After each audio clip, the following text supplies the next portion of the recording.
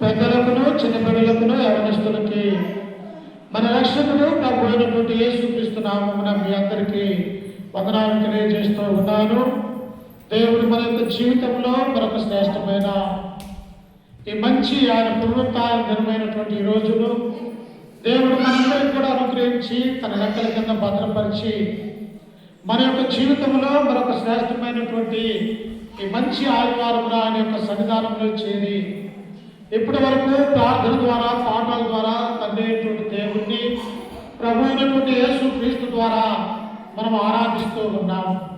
అలాగనే పరిశుద్ధ గ్రంథంలో నుంచి దేవుని యొక్క వాక్యాన్ని ధ్యానించబడుతూ ఉన్నాం.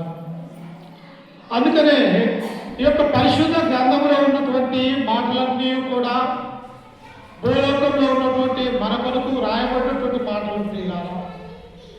యేసుక్రీస్తు వారి యొక్క లోకంలో ఉన్నప్పుడు ఆయన అనేకమైనటువంటి అద్భుతాలు సూచక్రియలు, చనిపోయినటువంటి వారిని లేపటము, అనారోగ్యం కలిగినటువంటి వారికి వైద్యాన్ని అనుగ్రహించటము, అనేక మంది కుష్ఠరోగుల్ని స్వస్థపరిచినటువంటి వాడిగా యేసుక్రీస్తు ప్రభువును మనం చూస్తూ ఉంటాం. ఆయన ఉదయాన్నే పెద్దల కాడే లేచి ఆయా ప్రాంతాలకు వెళ్తూ ఉన్నప్పుడు ఆయనతో పాటు అనేక మంది ఆయనకి వెంబడించినటువంటి వారిగా మనం చూడగలం. ఎందుకంటే యేసుక్రీస్తు వారు నిజమైనటువంటి దేవుని యొక్క కుమారుడని, ఈ లోకానికి వచ్చినటువంటి లోకరక్షకుడని, ఈయనను వెంబడిస్తే అద్భుతాలు సూచక్రియలు జరుగుతూ ఉన్నాయి, మన కుటుంబంలో ఉన్నటువంటి బాధలు నెరవేరుతూ ఉన్నాయి. అంత మాత్రమే కాదు, ఆయా ప్రాంతానికి వెళ్ళినప్పుడు అనేక మంది కుష్ఠరోగులు సైతము వాటిని బాగు చేసి శుద్ధుడుగా చేసినటువంటి వాడని క్రీస్తు ప్రభువును అనేక మంది వెంబడించే వారిగా ఉంటూ ఉన్నారు. అయితే ఆయన వెంబడిస్తూ దేవుని యొక్క వాక్యాన్ని తెలియజేస్తూ ఉన్నప్పుడు అక్కడ ఒక పరిశీలుడు వారి దగ్గరకు వచ్చాడు ప్రియులారా. ఆ పరిశీలుడు వచ్చి ఏమంటూ ఉన్నాడు చూడండి, నాతో పాటు పరిశుద్ధ గ్రంథంలో నుంచి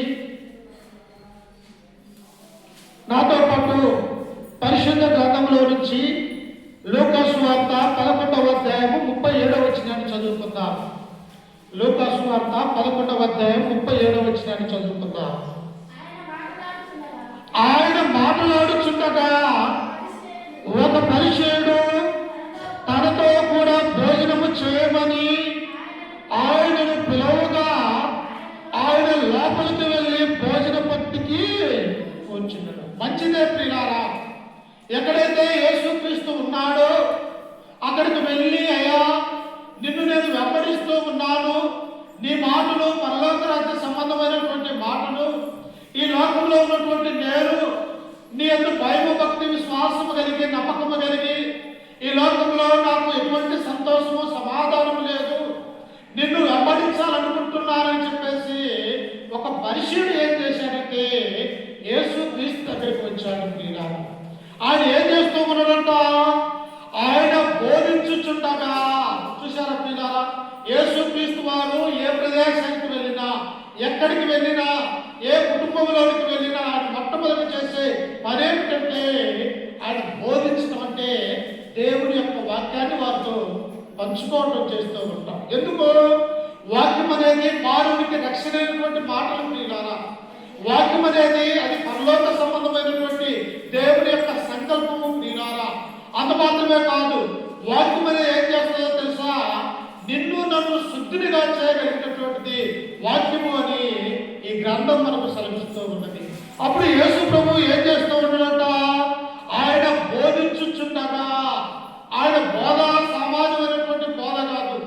ఈ లోకంలో ఉన్నటువంటి ఏ మానవుడు కూడా అట్టి మాటలు కానీ అట్టి బోధ కానీ ఈ లోకంలో పుట్టినటువంటి ఎవ్వరూ కూడా మాట్లాడలేనటువంటి బోధని ఆనాడు ప్రభు అయినటువంటి యేసుక్రీస్తు వారు ఆయన బోధించినటువంటి రీతిగా చూస్తూ ఉన్నాం. అయితే అప్పుడు బోధిస్తూ ఉన్నప్పుడు ఒక పరిసయ్యుడు వారి దగ్గరికి వచ్చాడు. వచ్చి ఆయన ఏమంటూ ఉన్నాడు, అయ్యా ఇదిగో నాతో పాటు నా యొక్క కుటుంబంలోనికి రా, నా ఇంటిలోనికి నేను నిన్ను ఆహ్వానిస్తూ ఉన్నాను, ఇదిగో నాతో కలిసి భోజనము చేయమని చెప్పేసి ఆ బోధకుడైన రక్షకుడైనటువంటి యేసుక్రీస్తు వారిని ఈ పరిశీలన తన ఇంటికి పిలువనిపిస్తూ ఉంటాడు. నిజంగా లోకరక్షకుడైనటువంటి యేసుక్రీస్తు వారిని ఈ యొక్క లోకంలో ఉన్నటువంటి పాపులందరి కొరకు ఒక మానవుడిగా కన్యకైనటువంటి మరియ గర్భాన ఆయన జన్మించినటువంటి వాడిగా ఈ లోకంలో ఉన్న యేసుక్రీస్తు వారిని ఆ పరిశీలన తన ఇంటిలోనికి ఆహ్వానించుకుంటూ ఉన్నాడు. నిజంగా మన యొక్క జీవితాలలో కూడా మనము దేవుడనే కుటుంబము లేకపోతే యేసుక్రీస్తు వారిని మన యొక్క కుటుంబంలోనికి ఆయన నమ్ముకొనకపోతే మన యొక్క కుటుంబం కూడా ఏమీ సంతోషం అనేది ఉండదు ప్రియ.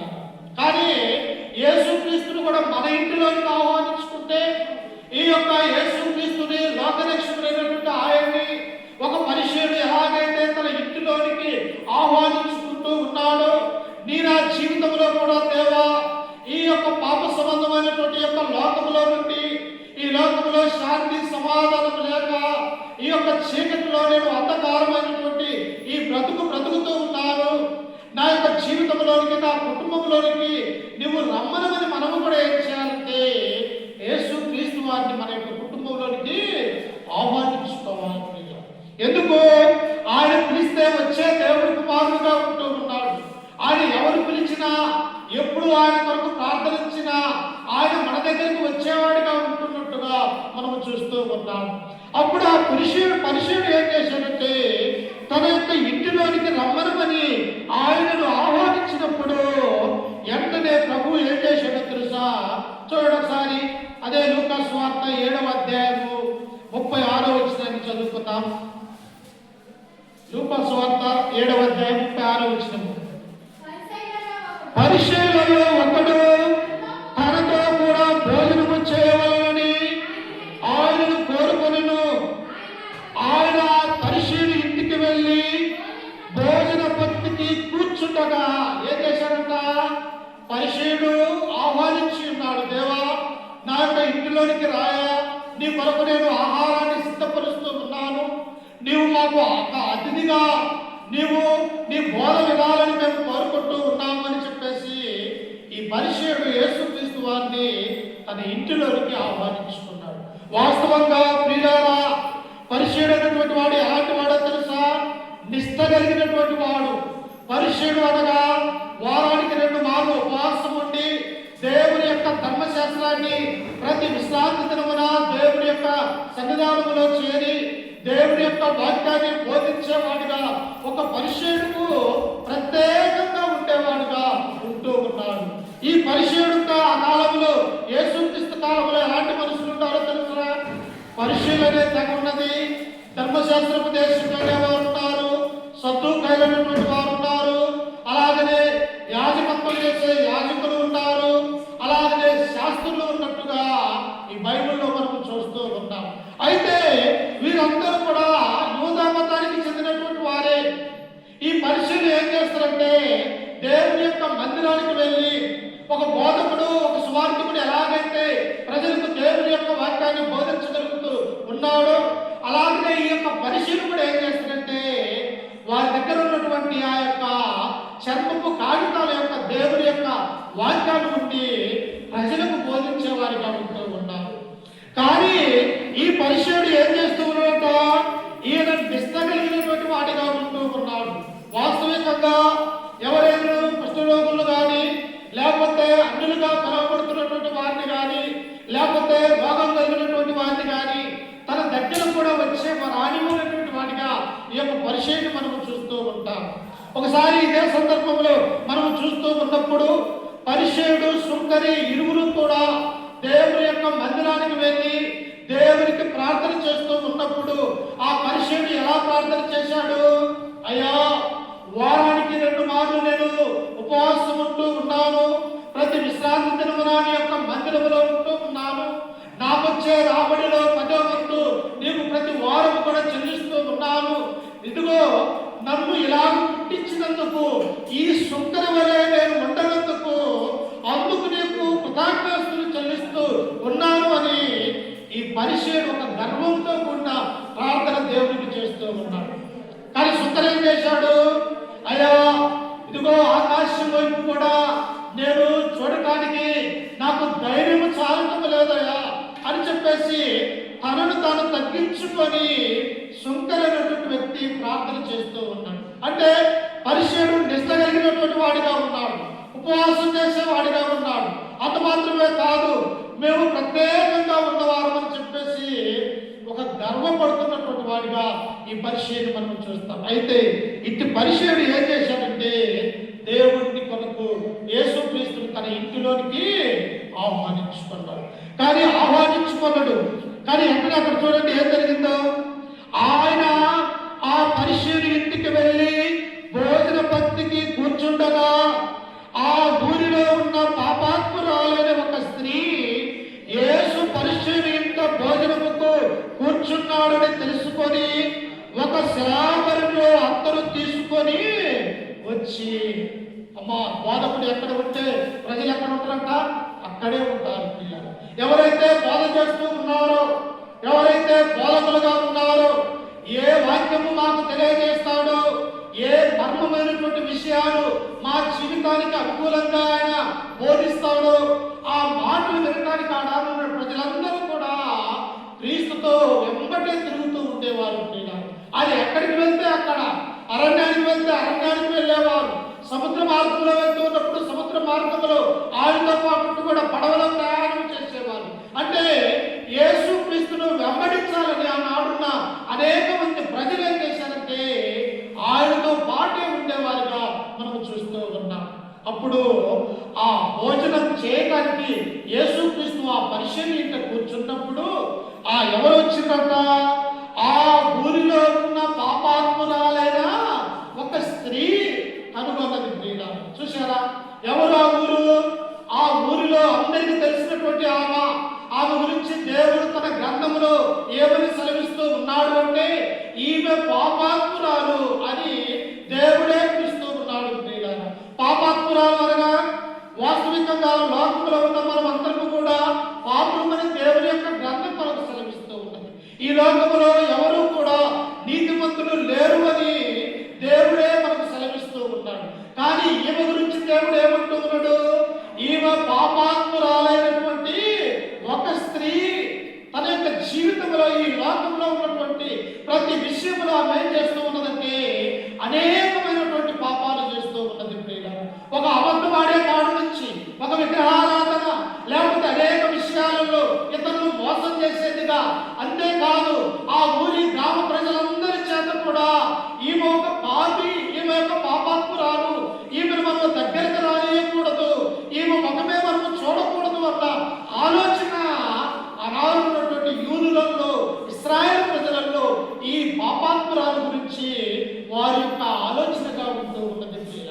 కానీ ఎక్కడికి వచ్చినదంట, ఏ నిష్ట కలిగినటువంటి పరిచయుడు ఆ ఇంట యేసుక్రీస్తును ఆహ్వానించి ఉన్నాడో, ఈ నిష్ట కలిగినటువంటి ఆ పరిచయుడి ఇంటికి ఈ పాపాత్మురాలు ఏం చేసిందంటే ఆయన ఇంటిలోనికే వచ్చినది. ప్రియులారా ఇక ఈ పరిచయుడు ఏమనుకుంటాడు, నేను ఇంత నిష్ట కలిగినటువంటి వాడినే, నేను యోధా మతానికి చెందినటువంటి వాడనే, నేను నా ధర్మశాస్త్రాన్ని అనేక మందికి దేవుని మందిరములో బోధించేవాడినే, నేను వారానికి 2 మార్లు ఉపవాసం ఉండి నా 10వ వంతు వారికి చెల్లించేవాడిగా ఉన్న నా ఇంటికి ఈ గ్రామంలో ఉన్నటువంటి ఈ పాపాత్మురాలు ఎలా అని చెప్పేసి తనలో తాను ఆలోచించుకునవచ్చు. ప్రియులారా కానీ దేవుడు అలా ఆలోచిస్తాడా? ప్రియులారా ఆలోచించదు. ఎందుకో తెలుసా, ఆయన కనికరం కలిగినటువంటి దేవుడు.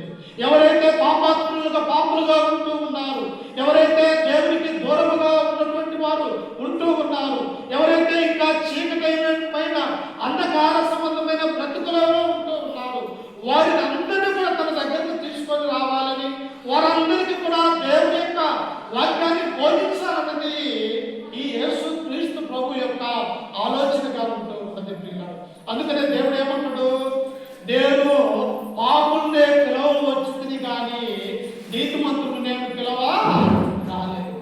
చూసారా, నేను పాపులను పిలుస్తూ ఉన్నాను, వారు పాపంలో ఉన్నారు, అంధకారంలో ఉన్నారు, వారు చీకటిమైపోయిన వారి యొక్క జీవితాలు, ఇటు వారికి నేను వెలుగునివ్వటానికి ఈ లోకానికి నేను వస్తూ ఉన్నానని యేసుక్రీస్తు స్వయంగా ఆనాడు బోధించినటువంటి ఆ బోధన మనం చూడగలం. అయితే ఈ పాపాత్మురాలు ఏం చేసిందంట, యేసు క్రీస్తు బోధకుడు అనేవాడు మన గ్రామానికి వచ్చాడు, ఆయన ఎక్కడ ఉన్నాడా అని అందరినీ అడుగుతూ ఉన్నప్పుడు కొంతమంది ఆమెతో చెప్పినటువంటి సమాధానం ఏంటంటే, అమ్మా, బోధకుడు మన గ్రామమే వచ్చి ఉన్నాడు. ఆ యొక్క బోధకుడు ఎక్కడ ఉన్నాడో తెలుసా? పరిశీలు అనే నిష్టగలిగినటువంటి వారి ఇంటిలో అక్కడ కూర్చొని ఉన్నాడు. ఆ పరిశీలనలో ఇంటికి భోజనం చేయమని లోకరక్షకుడిని పిలిచాడని చెప్పేసి ఆమె తెలుసుకొని ఆమె ఏం చేసింది తెలుసా? ఆ పరిశీలి ఇంటిలోనికి వస్తూ ఉన్నది. నిజంగా మన యొక్క జీవితంలో కూడా ఈ పాపాత్మురాలు ఎలాగైతే యేసు క్రీస్తు గురించి తెలుసుకుంటూ ఉన్నదో, ఎందుకు తన జీవితంలో పాపము తప్ప తన జీవితంలో నీతి నైతి లేదు ప్రియులారా, తన జీవితంలో వ్యాధులు తప్ప ఇతరుల ద్వారా గ్రామంలో ఉన్న ప్రజల ద్వారా నీవు పాపాత్మురాలు అని ఆమె అనేకమైనటువంటి నిందలు మాత్రమే తన జీవితంలో ఉన్నట్టుగా మనం చూస్తూ ఉంటాం. అయితే ఈ నిందలు తొలగించుకోవడానికి, ఈ పాపాన్ని తీసివేయడానికి ఒక పరిశుద్ధుని నేను వెంబడించాలని తన మనసులో అనుకున్నది.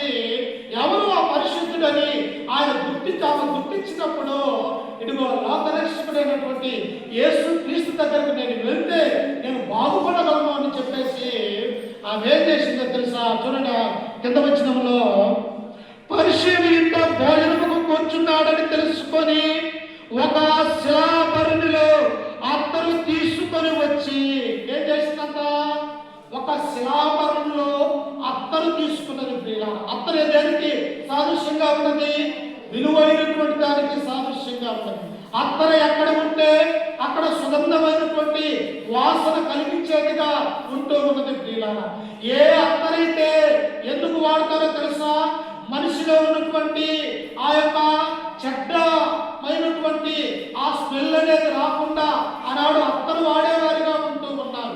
అంత మాత్రమే కాదు, అత్తరు దేనికి వాడతారు? ఒక వ్యక్తి మరణించినప్పుడు ఆ యొక్క శవం దగ్గర మరి 2-3 రోజులు ఉండాలంటే అక్కడ ఏదైనా కూడా బ్యాడ్ స్మెల్ వస్తుందని చెప్పేసి అత్తరు ఏం చేస్తారంటే ఆ చనిపోయినటువంటి వారి దగ్గర కూడా చల్లేవారిగా ఈ అత్తర్ని మనం చూస్తూ ఉన్నాం. కానీ ఈమె యొక్క ఉద్దేశం ఏమిటి? నేను ఘనమైనటువంటి యేసు క్రీస్తు దగ్గరికి వెళ్తూ ఉన్నాను, ఆయన దగ్గరికి నేను విలువైనటువంటి యొక్క జటమాంసం అనే అత్తని తీసుకుని వెళ్ళాలని తన మనసులో అనుకున్నది. ప్రియులారా, దేవుని దగ్గరికి వెళ్తూ నేను ఎందుకు వరకు వెళ్ళాలా? నా యొక్క పరిశుద్ధమైనటువంటి దేవుని దగ్గరికి నేను వెళ్తూ ఉన్నాను, నా యొక్క జీవితాన్ని నేను మార్చుకోవాలనుకుంటున్నానని ఒక శిలాపరంలో అత్తరు తీసుకొని యేసు క్రీస్తు దగ్గరికి వచ్చినట్టుగా మనం చూస్తూ ఉన్నాం. మరి మన జీవితంలో యేసు క్రీస్తుని వెంబడించాలంటే మన జీవితంలో మనం చేయవలసినటువంటి పని ఏమిటి? ఆమె విలువైనటువంటి అత్తరు తీసుకొని దేవుని దగ్గరికి వచ్చినట్టుగా మనం చూస్తూ ఉంటాం. మరి మనము హృదయమైనటువంటి యొక్క అత్తరుని మా యొక్క మనస్సును దాటముగా చేసుకొని దేవుని దగ్గరికి వచ్చి దేవుని యొక్క వాక్యాన్ని వినే ఆశ కలిగినాడు. క్రైస్తవులుగా ఉన్నటువంటి మనకి ఇట్టి ఆలోచన కలిగేదిగా ఉండాలని ప్రియులారా. అప్పుడు ఆమె తీసుకుని వచ్చి ఏం చేసిందో చూడండి ఒకసారి.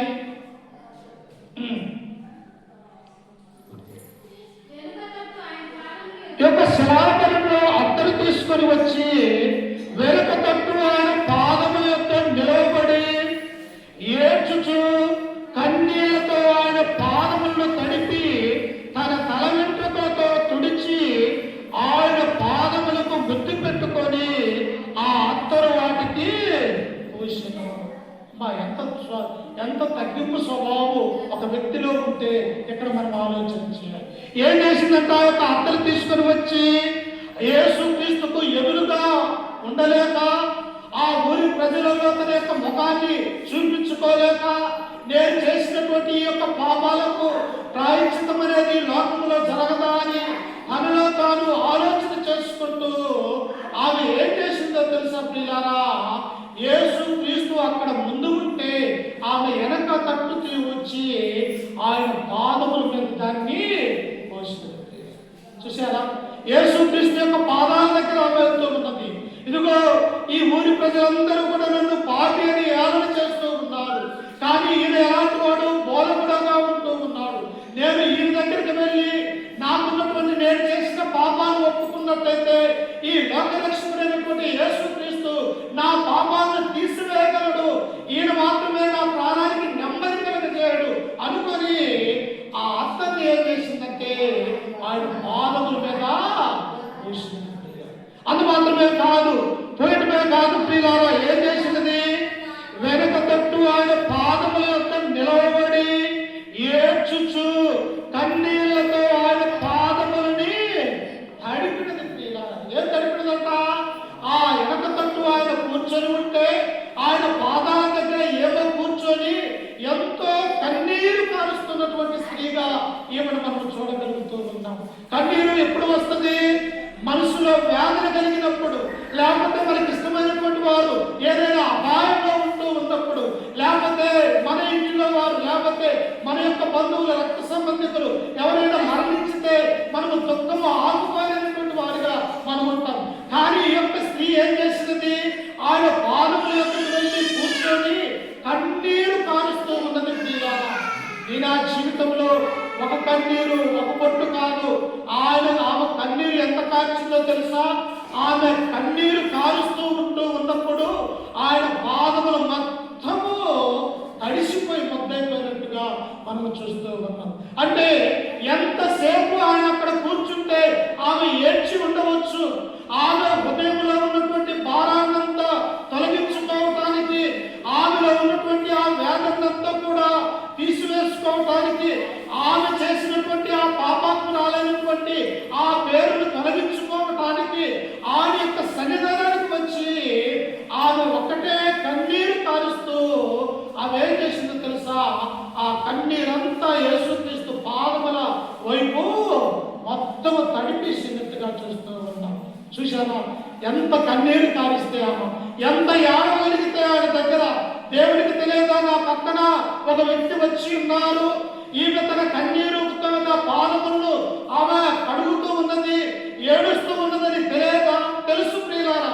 కానీ ఎంత పాపీమా, ఎంత అపవిత్రాత్మురాలు, ఎంత పాపాత్మురాలు ఈమె తన మనస్సును నా దగ్గర కన్నీటితో కారుస్తూ ఉన్నదని క్రీస్తు అంతే చూస్తూ ఉన్నాడు ప్రియులారా. ఇంకా ఎందుకో తెలుసా? ఇక చూడండి, కింద వచనంలో ఎందుకు అలా చేస్తూ ఉన్నదామా? ఆమె వెనుక తట్టు ఆయన పాదముల యొక్క నిలబడి ఏడ్చుచు కన్నీళ్లతో ఆయన పాదములను తడిపి తన తల వెంట్రుకలతో తుడిచి. ఎలా తుడిచిందంట? యేసుక్రీస్తు పాదముల మీద తన కన్నీరు పడుతూ ఉన్నప్పుడు ఆ కన్నీరు అక్కడే ఆయన పాదములు ఉంటే తన తల వెంట్రుకలతో ఆయన పాదములను మరలా శుభ్రంగా తుడుస్తూ ఉన్నది. ఎవరు చేయడం ఈ పని? ఎంత విశ్వాసం ఉంటే ఈ పని దేవుడి దగ్గర చేయగలరు?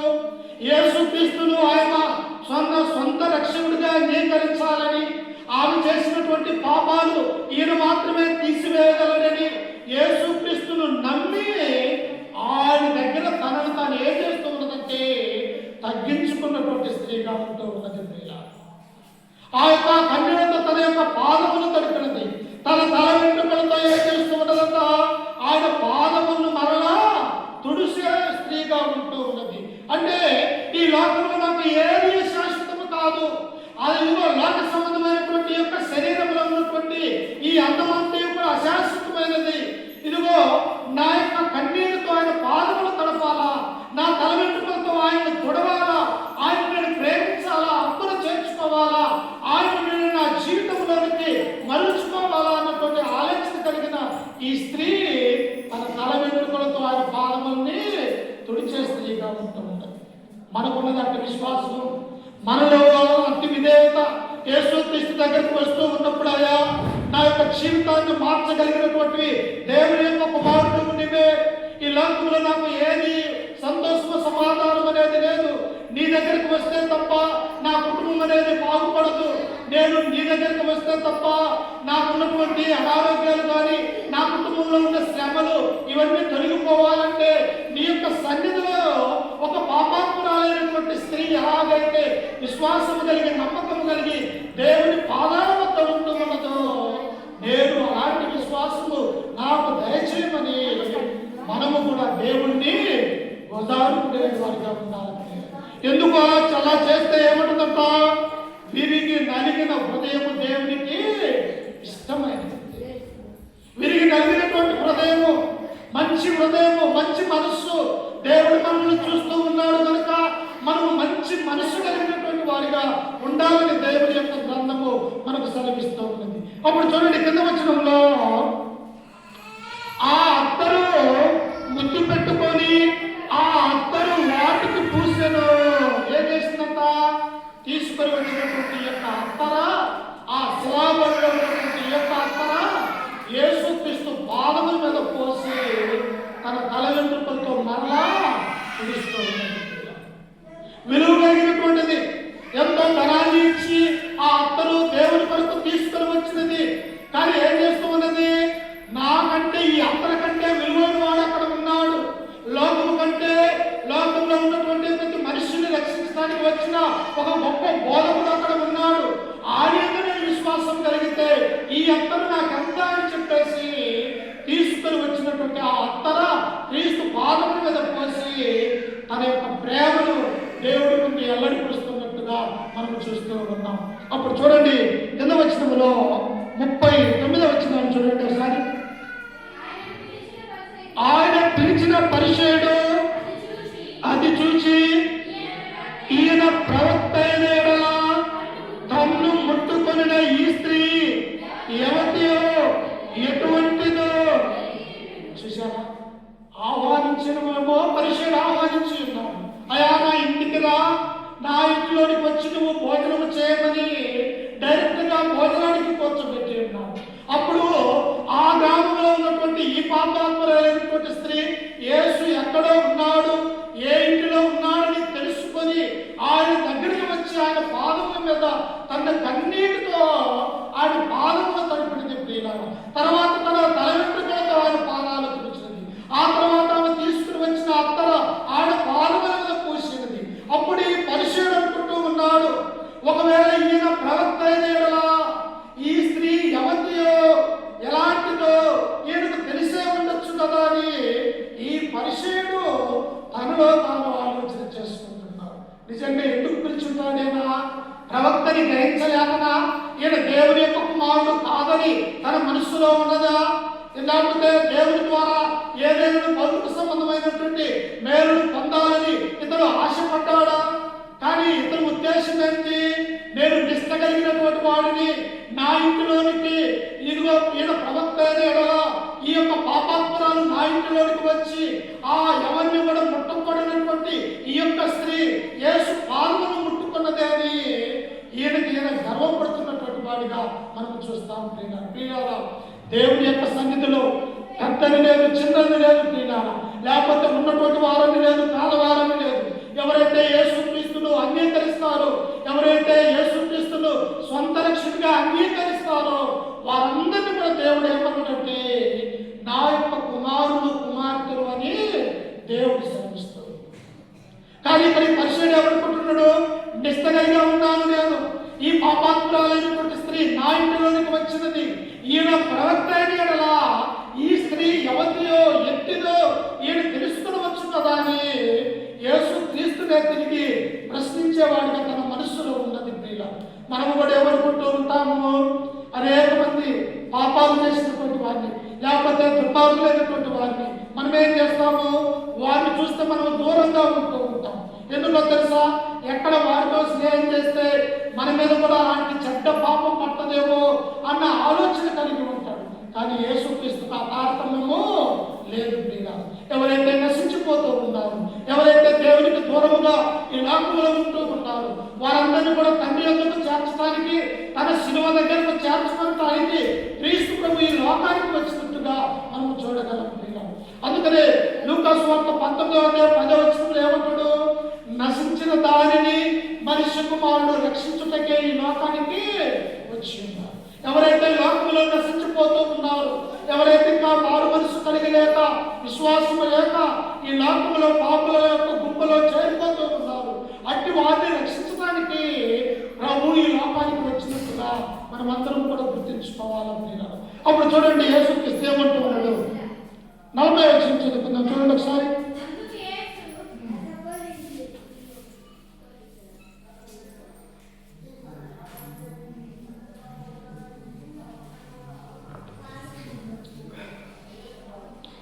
అందుకు యేసు, సీమోను, నీతో ఒక మాట చెప్పవలనని ఉన్నానని అతనితో అనగా,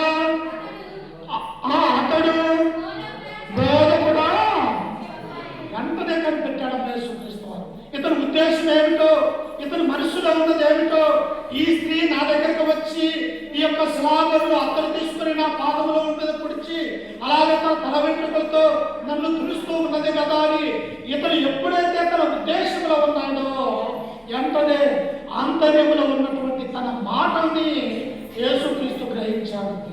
చూసారా, ఒకవేళ మనం బయటికి మాట్లాడకపోవచ్చు, కానీ మన యొక్క మనసులో మన యొక్క హృదయంలో ఏ చెడు భావం ఉన్నదా, లేకపోతే మంచి భావం కలిగి ఉన్నారా, లేకపోతే నా యొక్క సన్నిధిలో విధేయత కలిగి ఉన్నారా, లేకపోతే లోక విషయాలతో ఉన్నారా అని యేసుక్రీస్తు మన హృదయాలని తెలుసుకునేవాడిగా ఉంటూ ఉన్నాడు.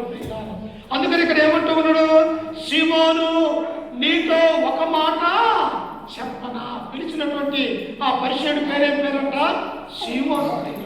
అప్పుడు చూడండి, అదే లూకా సువార్త 11వ అధ్యాయము 32వ వచనం. ఎక్కువ 38వ వచనం.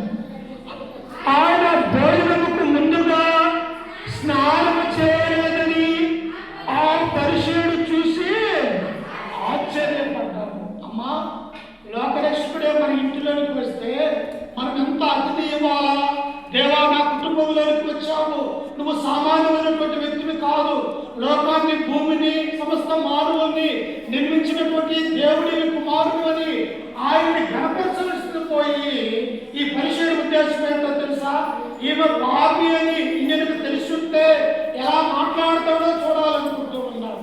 ఇంకా ఏమంటూ ఉన్నాడేనా చూడండి, కింద వచనములో ఆయన భోజనమునకు ముందుగా స్నానము చేయలేదని ఆ పరిచయుడు చూసి,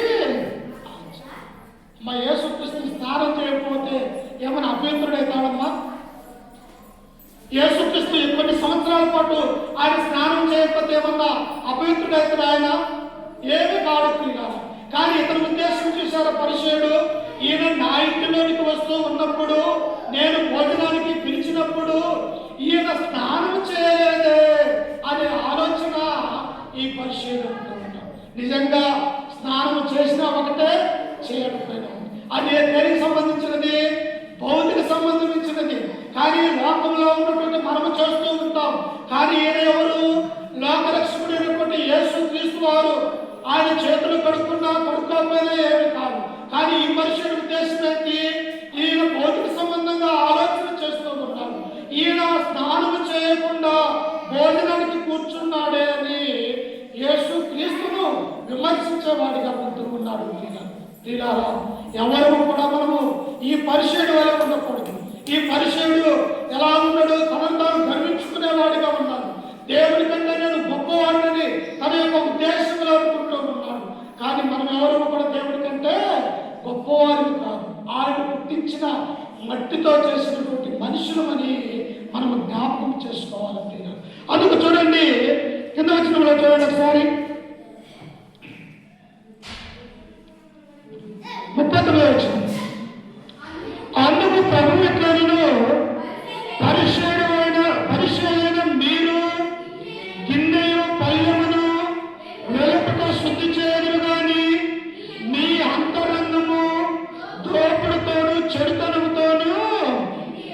దేవుడు అంటనే కనిపించిందమ్మా.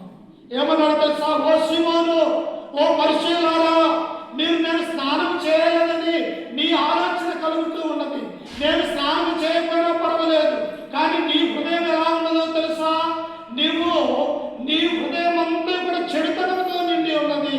మీరు పల్లెంలో ఉన్నటువంటి ప్లేటుని లోపల బయట శుద్ధి చేస్తూ ఉన్నారు, కానీ మీ అంతరంగంలో ఉన్నటువంటి మీ మనస్సుని శుద్ధి చేయటం లేదు.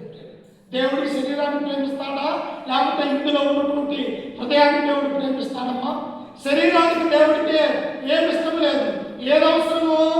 మన శరీరంలో ఉన్న తన జీవవాయువు ఏదైతే తన ప్రాణం ఉంటూ ఉన్నదో, మన యొక్క హృదయం, మన యొక్క మనస్సు, మన యొక్క ప్రాణం ఏదైతే ఉంటూ ఉన్నదో అది దేవుడికి ఇష్టము. కానీ ఈ శరీరం అనేది దేవుడికి ఇష్టము ఎప్పుడూ లేదు పిల్లలు. ఎందుకో తెలుసా? మట్టిలో నుంచి తీసినటువంటి ఈ శరీరము ఎప్పుడైనా కూడా మట్టి అంటే తిరిగి మట్టిలోనే కలిసిపోతుంది. కానీ ఆత్మ ఏదైతుంది, అది దేవుడు మనకు దయచేసినటువంటి వరము. కాబట్టి యొక్క ఆత్మ ఎక్కడికి వెళ్తుంది? దేవుడి దగ్గరికి వెళ్తుంది. కనుక క్రీస్తు కలుగుతూ ఉన్నాడు. సీమోను, నువ్వు పల్లెంలో ఉన్నటువంటి ప్లేటును లోపల బయట శుద్ధి చేస్తూ ఉన్నావు, కానీ నీ అంతరంగంలో ఉన్నటువంటి నీ చెడుతనమును మేము శుద్ధి చేసుకోవట్లేదు. అందుకనే ప్రియులారా, దేవుని యొక్క సన్నిధిలో, దేవుని యొక్క మందిరములో యేసుక్రీస్తు నా గురించి ఏం ఆలోచిస్తూ ఉన్నాను, నేను ఎలా బ్రతుకుతూ ఉన్నాను, దేవుడికి విధేయత కలిగి ఉన్నానా, దేవుడికి వ్యతిరేకమైనటువంటి పనులు చేస్తూ ఉన్నాను, ఈ పరిశీలి వలె నన్ను నేను గొప్పవాడిగా చేసుకుంటున్నానా, లేకపోతే పాపాత్మురాలైనటువంటి స్త్రీ తన తగ్గింపు స్వభావం కలిగి తన తల వెంట్రుకలతో తుడిచిన ఈ స్త్రీ వల్ల నా జీవితం ఉన్నదా అని క్రైస్తవులుగా మనం కూడా ఆలోచించాలి. ఎందుకో తెలుసా? అంతరంగంలో ఉన్నటువంటి హృదయాన్ని దేవుడు పరిశోధించేవాడిగా ఉంటూ ఉన్నాడు. అందుకనే దేవుడు ఏమంటున్నాడు? హృదయము అన్నిటికంటే మోసకరమైనది, అది బహు ఘోరమైన వ్యాధి కలిగినది. ఎలాంటిదన్నా, హృదయము అన్నిటికంటే మోసకరమైనది. ఆ మోసకరమైనటువంటి హృదయాన్ని బాగు చేయాలని దేవుడు కోరుకుంటూ ఉన్నాడు.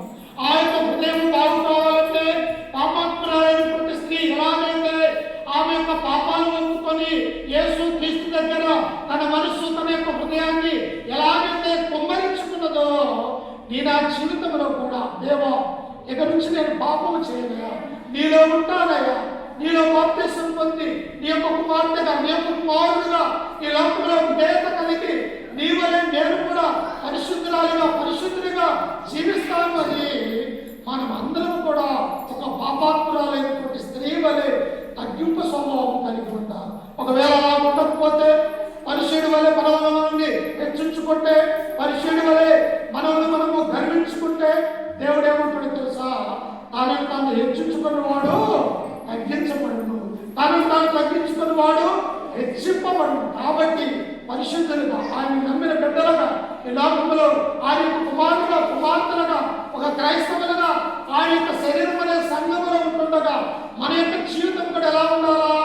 అపాత్రురాలైనటువంటి స్త్రీ వలె తగ్గింపు స్వభావం కలిగి ఉండాలి. చివరిగా ఒక మాట చూసుకొని ముగించుకుందాం. చూడండి ఒకసారి లూకాసు వార్త 7వ అధ్యాయము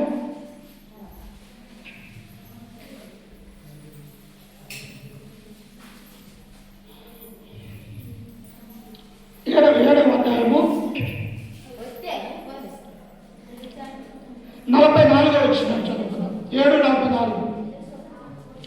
ఆ స్త్రీ వైపు తిరిగి సీమోనుతో ఇట్లనెను, ఈ స్త్రీని చూచుచున్నావే, నీ ఇంటిలోనికి రాగా నీవు నా పాదములకు నీళ్ళు వేయలేదు, కానీ ఈమె తన కన్నీళ్లతో నా పాదములను తడిపి తన తల వెంట్రుకలతో అమ్మా, అతిథులకు మనం ఏమిస్తాం? మన ఇంటికి బంధువులు వస్తారు, మొట్టమొదటి మనం ఏం చేస్తాము? కాళ్ళకు నీళ్ళిస్తాము. ఆనాడు ఎలా ఉంటాయంటే రోడ్లు మట్టితో ఉంటాయి, ఎన్నో కిలోమీటర్లు వెళ్ళాలన్నా కాలి నడకన వెళ్ళేవారిగా ఉంటాం. కాబట్టి మట్టి కాళ్ళతో ఎక్కడ ఇంట్లోకి వస్తారులే, అతను ఎండవేళలో అలసిపోయి ఉన్నాడని కాళ్ళకు నీళ్ళిచ్చేవారిగా ఉంటాం. ఆ తర్వాత ఏం చేస్తాము? త్రాగటానికి నీళ్ళు ఇస్తాము. అప్పటి ఎనకటి రోజులలో అయితే ఒక ఊరు నుంచి మరొక గ్రామానికి వచ్చినటువంటి అతిథులకి తమ తల మీద కూడా నూనె అంటే వారిగా ఉంటూ ఉంటారు. ఎందుకో తెలుసా? ఆ ఎండకు తన తల ఎక్కడ మరి ఎండిపోయి ఉంటూ ఉన్నదో, అతనికి చల్లదనం లేదు కదా అని వచ్చినటువంటి అతిథులకి నూనె కూడా రాసేవారిగా ఉంటూ ఉన్నాం. అప్పుడు క్రీస్తు అంటూ ఉన్నాడు, సీమోను, నేను నీ ఇంటిలోనికి రాగా నీవు నా కాళ్ళకు నీళ్ళు లేదు, కానీ ఈమె వచ్చినప్పటి నుంచి కూడా ఏం చేస్తున్నదంట? తన కన్నీళ్లతో నా పాదములు తడిపి తన తల వెంట్రుకలతో తుడుస్తూ ఉంది. ఎవరు గొప్పవాడు? ఎక్కడు? పరిశుద్ధుడు గొప్పవాడా, లేకపోతే పాపాత్మురాలైన స్త్రీ గొప్పదా? పాపాత్మురాలైనటువంటి స్త్రీ గొప్పదని దేవుడు శ్రమిస్తుంది. ఇంకా ఏమంటున్నాడు చూడండి కింద వచనములో, నీవు నన్ను ముద్దు పెట్టుకొనలేదు, కానీ నేను లోపలికి వచ్చినప్పటి నుండి ఈమె నా పాదములకు ముద్దు పెట్టుకొనక మానలేదు. ఏం చేస్తూ ఉన్నదట? యేసుక్రీస్తు దగ్గర నుంచి కూడా తన తల వెంట్రుకలతో తుడుస్తూ ఉన్నది, ఆ అత్తరు మూసినది, ఆ పాదాలు ఏం చేస్తూ ఉన్నదంట? ముద్దు పెట్టుకున్నట్టుగా మనం చూస్తూ ఉన్నాం. మా కూర్చోమ్మ, అందుకనే పిల్లారా, మన యొక్క జీవితంలో కూడా ఈ లోకంలో మనకు ఏది కూడా శాశ్వతమైనటువంటిది కాదు. ఇవన్నీ కూడా శాశ్వతమైనటువంటివి. కానీ మనకు ఎవరి మీద విశ్వాసం ఉండాలా? లోకరక్షకుడైనటువంటి యేసుక్రీస్తు మీద విశ్వాసం కలిగి ఉండాలి. ఈ పాపాత్మురాల స్త్రీ ఎలాగైతే దేవుని దగ్గర తగ్గింపు స్వభావం కలిగి ఆయన దగ్గర కన్నీరు కాచి ఏడ్చి తన తల వెంట్రుకలతో పాదములు తుడిచి అలాగే ఆ పాదములను ముద్దు పెట్టుకుంటూ ఉన్నదో, మనము కూడా దేవుని యొక్క మందిరములు, దేవుని యొక్క సన్నిధిలో ఆయన యొక్క మాటలు వింటూ ఆయనను స్తుతిస్తూ ఆయనను భయపరుస్తూ ఆయనను గర్వపరిచినట్లయితే దేవుడు ఈ పాపాత్మురాలి యొక్క పాపాన్ని దేవుడు ఏం చేశాడంట? అమ్మా, నీ పాపములు క్షమింపబడి ఉన్నవి, నీవు సమాధానం కలదాన్ని పోయి వెళ్ళమన్నా. మన పాపాలు క్షమించబడాలంటే లోకంలో ఉన్నటువంటి క్రీస్తుని కలిగి ఉండాలి, ఆయన యొక్క సహవాసం కలిగి ఉండాలి, పరిశుద్ధులతో ఉండాలి, బాప్తిసం అనే కార్యక్రమం చేసుకోవాలి, రక్షింపబడాలి. రక్షింపబడిన తర్వాత ప్రతి ఆదివారము ప్రభు యొక్క శరీరాన్ని ఆయన యొక్క రక్తాన్ని మనమందరం కూడా తాగితే మనమందరినీ కూడా దేవుడు ఏం చేస్తాడో తెలుసా? ఈ పాపాత్మురాలైనటువంటి స్త్రీ పాపాలు ఎలాగైతే దేవుడు తీసివేశాడు, మన పాపాలు కూడా దేవుడు తీసివేస్తానని చెప్పేసి ఈ వాక్యం ద్వారా మిమ్మల్ని హెచ్చరిస్తూ, ఈ మాటలో నన్ను నేను కూడా హెచ్చరిక చేసుకుంటూ ఓపెన్ మీ అందరికీ మన రక్షకుడు ప్రభు అయిన యేసుక్రీస్తు నామమున వందనాలు తెలియజేస్తూ ఈ వాక్యాన్ని ముగించుకుంటూ ఉన్నాను. ప్రియులారా, చిన్న ప్రార్థన చేసుకొని ఆ తదుపరి ఆరాధనలు పెడదాము. సమయం ఇప్పటికే 1:15 ఉన్నది. ప్రార్థన చేసుకుందాం. మమ్మల్ని మిత్రుగా ప్రేమించిన మా ప్రియాత్మకు తండ్రి, నీ ఘనమైన అత్యున్నతమైన నామానికి వందనాలు, స్తుతి స్తోత్రములు తండ్రి. గడిచిన కాలం అంతయు, గడిచిన దినములన్నీ మమ్మల్ని కాచి కాపాడి మా యొక్క జీవితంలో మరొక శ్రేష్టమైనటువంటి ఈ ప్రభుత్వాన్ని మాకు అనుగ్రహించినందుకు అయాన్ని క్రియాగ్రస్తులు చెల్లిస్తూ ఉన్నాం. ఇదిగో తండ్రి, చెప్పబడినటువంటి నీ యొక్క వాక్యము తండ్రి, అయా పాపాత్మురాలైనటువంటి స్త్రీ తన పాపాలను ఒప్పుకొని అయా తండ్రి నీ దగ్గర ఎలాగైతే తగ్గింపు స్వభావం కలిగి అయా నీ పాదముల మీద బుద్ధి పెడుతూ ఉన్నదో, అయా నీకు తన సొంత రక్షణ ఎలాగైతే అంగీకరించుకుంటూ ఉన్నదో, మా యొక్క జీవితంలో కూడా తండ్రి పాపాత్మురాలైనటువంటి స్త్రీ వలె మమ్మల్ని మేము తగ్గించుకొని అయా నీకు విధేయత కలిగి, విశ్వాసం కలిగి, నమ్మకం కలిగి ఈ లోకంలో జీవించడానికి సహాయం చేయండి తండ్రి. ఇదిగో పరిశుద్ధ వలె తండ్రి తాను గర్వించుకోవడం తండ్రి, అయా తండ్రి నీకు ఇష్టమైనటువంటి బిడ్డలుగా ఈ లోకంలో జీవించుటకు సహాయం చేయండి తండ్రి. ఇదిగో చెప్పబడినటువంటి నీ వాక్యము తండ్రి, నీ బిడ్డలందరూ వినింటుండగా నీ బిడ్డల యొక్క హృదయాలలో నీరు కట్టి భరించి ఫలాభివృద్ధి చెందుటకు సహాయం అనుగ్రహించండి తండ్రి. ఇదిగో జరగబోయే ఆరాధన కార్యక్రమం అంతట్లో మీరే తోడుగా నీడగా ఉండి మమ్మల్ని నడిపించగలరని ఈ మనవులు మా రక్షకుడు మా ప్రభువుగా యేసు పరిశుద్ధ నామమున ప్రార్థించి అడిగి వేడుకుంటున్నాము తండ్రి.